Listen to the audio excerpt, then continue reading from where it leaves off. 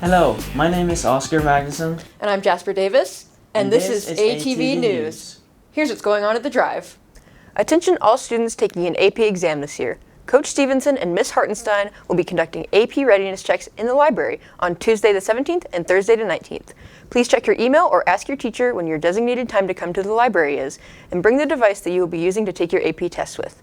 Please reach out to Coach Stevenson or Miss Hartenstein with any questions. Attention seniors, graduation is coming up quick. If you need help completing the FAFSA or understanding any financial aid award letters you've received, email Audrey Lee, the Athens Financial Aid Advisor, at annlee@wcpss.net, or use the QR code in Student Services to set up an appointment.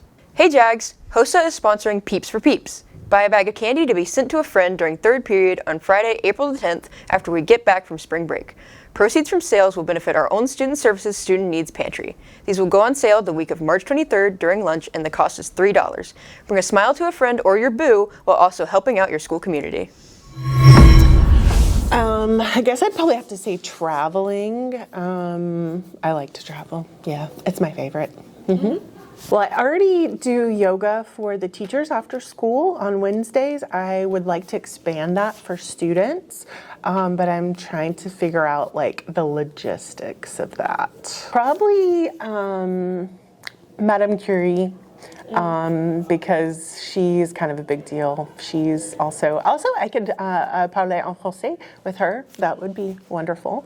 I would say that she's definitely a hero of mine because she is really a pioneer in science for women, because when she was alive, like legitimately women were not given lab space or consideration.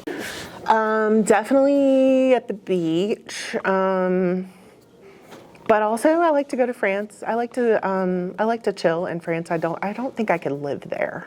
But I like to visit there. But I like to visit a lot of places, going to be honest with you, but mostly natural places, I would say. I'm not really big in city stuff. I would rather be in the trees someplace or on a beach someplace.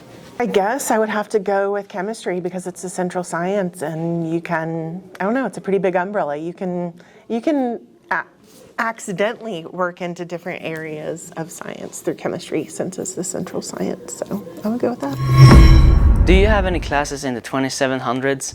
If so, you have some idea of what it's like in an oven. That's because the AC stopped working at the worst possible time.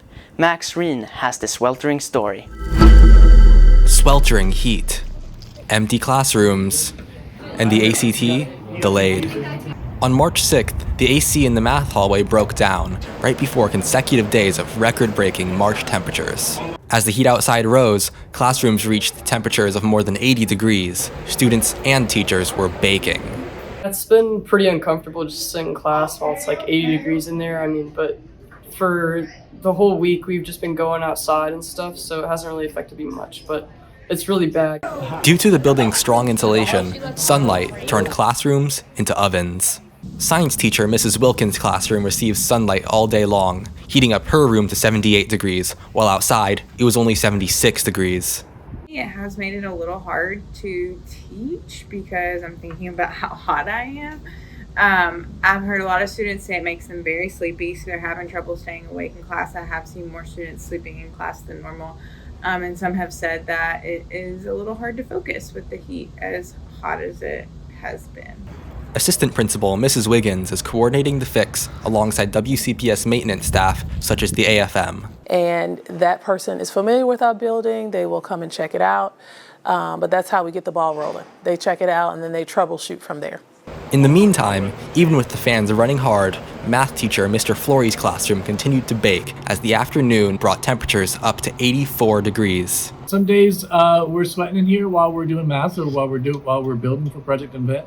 Other days it's not so bad. My window opens, and so in the mornings I've got a fan that draws the cool air in.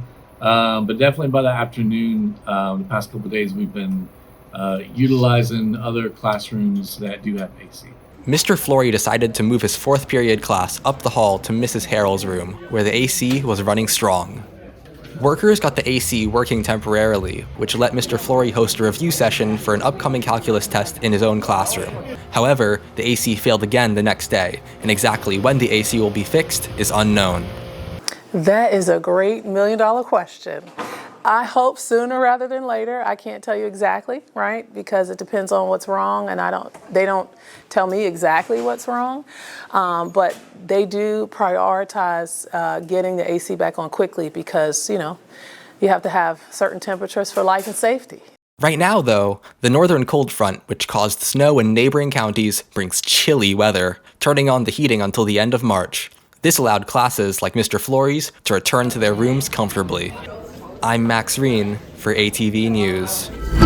Thanks, Max. Let's hope this fix happens fast and lasts. My name is Oscar Magnuson. And I'm Jasper Davis. And that was ATV News. See you next time.